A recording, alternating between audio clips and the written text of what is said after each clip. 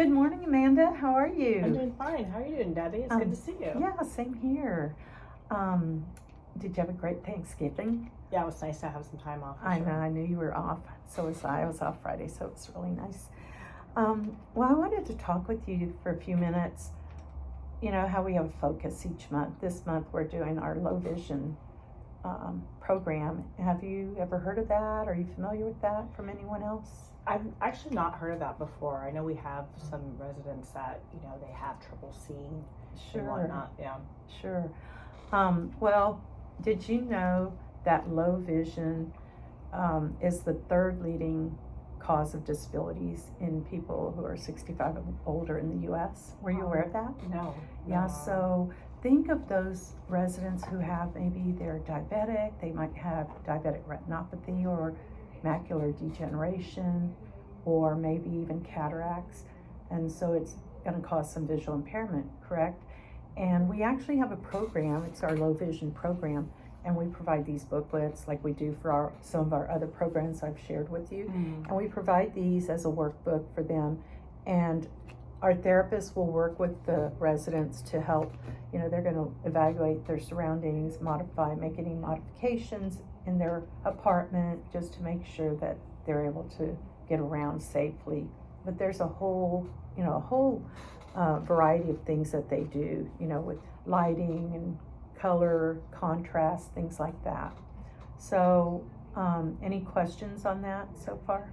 No. So are you talking about physical therapy or? No, actually, good question. Occupational therapists are the ones who really work closely with this program, and some of them provide these kits, and so maybe they're helping to make their, here in the community we have our med techs, or y'all have your med techs who provide the medications, but just so you know, for patients that we have at home on service, they actually do other modifications and helping them be able to decipher their medication days by using little raised dots, things like that.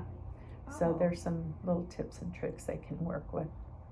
That's really interesting. And like, if our NP wanted to refer somebody, do they just put low vision on the Actually, no, that's another good question. When you think of the reason, low vision isn't actually a billable code for us. So think of what is actually the cause of that low vision. Maybe the diabetes, maybe they've had a stroke, things like that. So that's going to be more of the diagnosis code.